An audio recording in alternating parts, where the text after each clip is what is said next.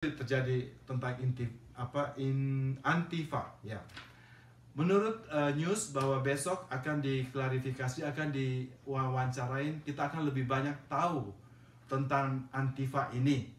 Karena ada expert tentang Antifa ini akan diwawancarai besok jam 10 pagi. Jadi nanti saya akan update apa yang informasi yang saya dapat tentang Antifa. Jadi seperti kalian tahu bahwa apa yang saya jelaskan ini adalah berita yang kita tahu, dibaharui, yang kita tahu update sampai hari ini. Jadi sampai hari ini itu yang saya tahu. Apa yang saya ketahui tentang Antifa ini dari beberapa respon teman-teman saya, baik di Facebook, baik di WhatsApp, baik di news yang saya kumpulkan, yang memberikan info pada saya bahwa Antifa ini adalah ekstremis golongan kiri. Jadi kalian tahu kan di domestik kita di sini adalah ekstremis golongan kanan.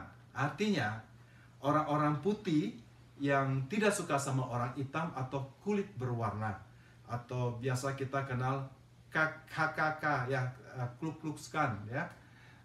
Katanya Ku Klux Klan ini banyak berdiri di belakangnya Donald Trump ya. Jadi ini ekstremis golongan kanan. Nah, Antifa ini adalah ekstremis golongan kiri. Katanya golongan ini muncul banyaknya diorganize oleh orang dari Italia ya, dari Italia, yang muncul sebagai kontroversinya daripada itu ekstremis kanan ini. Jadi ada ekstremis kiri ya.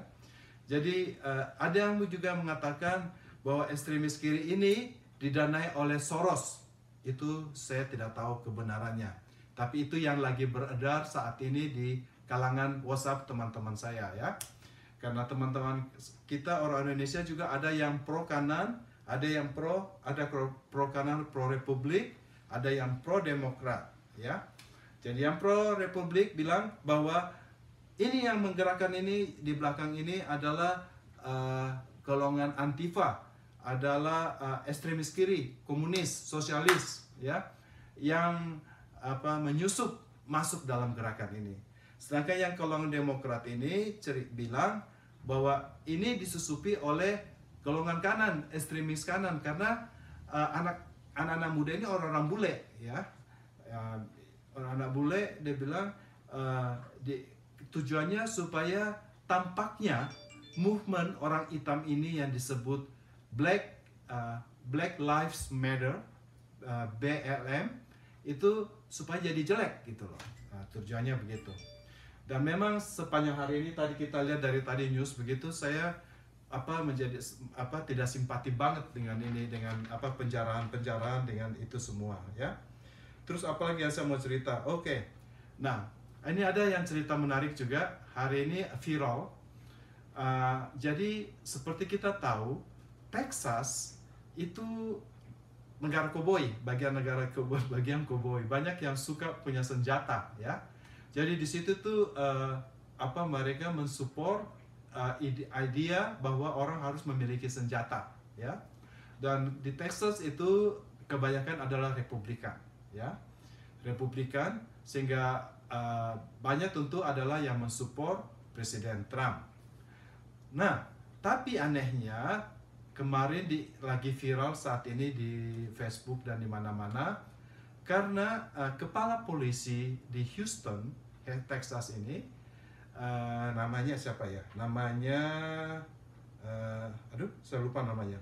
Tapi dia mengeluarkan satu pernyataan, ya. Dia bilang langsung ditujukan kepada Presiden Trump. Dia bilang apa? Keep your mouth shut. Maksudnya tuh, lu tutup mulut, jangan banyak bacot gitu loh. Dia ngomong terang-terangan di interview oleh CNN ketika ditanya ya bahwa dengarnya nih kemarin Trump lagi konferensi call dengan gubernur-gubernur di state-state lain. Nah, Trump bilang, lu tuh terlalu lemah, harus lebih keras gitu loh, kamu kerja apa, goblok banget gitu loh. Nah, tapi namanya gubernur, mereka sama presiden ya, mereka tidak ngomong banyak, tidak ada yang mengeluarkan pernyataan apa gimana. Mereka keep it down, tidak ini. Nah, kepala polisi ini betul-betul ngomong Dia bilang, kalau lu tidak tahu lu ngomong apa, lebih baik lu tutup mulut daripada lu ngomong bikin orang apa tambah kacau di bawah. Kamu nggak ngerti kita ini lagi ini kira-kira terjemahan bahasa Indonesianya ya. Gue terjemahan kira-kira gitu. Kita ini lagi kerja kerja keras. Kalau lu nggak tahu mau ngomong yang baik, lebih baik lu jangan ngomong lah gitu. Basically begitu ya. Saya nggak tahu nih, nggak lama lagi kayaknya akan dipecat ini oleh Trump. Kalau dia dengar gitu, wah dia marah banget itu. Berani-beraninya kepala polisi di Houston ngomong gitu ke presiden gitu ya. Ya inilah Amerika ya. Itu yang terjadi. Terus tadi sore jam 5, sekitar jam 5 sore di TV muncul pernyataan pers dari Presiden Trump yang merupakan satu titik balik bahwa Presiden Trump saat ini mengeluarkan darurat nasional. Itu pernah terjadi tahun 1992. Waktu itu terjadi juga riot orang hitam di mana-mana. Nah, kali ini juga terjadi presiden kayak instruksi presiden. Jadi bukan melalui Kongres tapi instruksi presiden bahwa National Guard harus turun.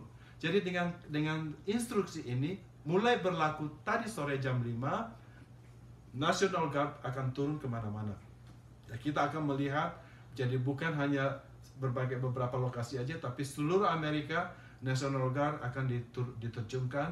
Kita akan bisa lihat tanker-tanker atau tank-tank di jalan-jalan di Amerika, di seluruh Amerika saat ini ya. Terus kemudian ada juga hal yang menarik hari ini.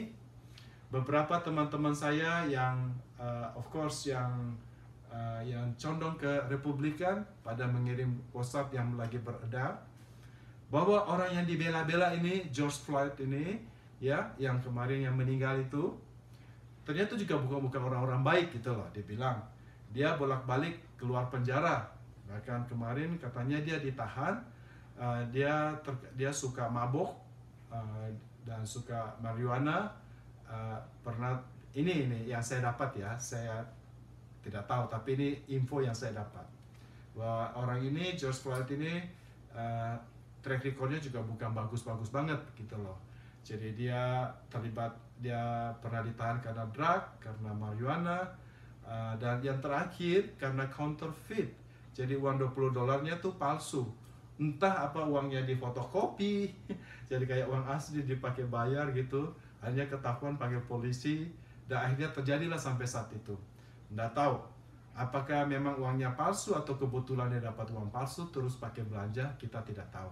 Tapi itu yang saya dengar sampai saat ini. Jadi teman-teman, inilah sedikit berita yang saya lihat ini. Seperti kalian lihat ini, saat ini ada orang yang katanya dicurigai merampok, dikejar oleh polisi dengan mobil polisi. Dan tadi sore ini saya pikir udah aman, ternyata mulai terjadi lagi gelombang perampokan di Hollywood dengan di Sunset. Dan saat ini, malam ini, betul-betul polisi lagi jaga di sana. Ya, itu sedikit informasi saya. Semoga informasi ini bisa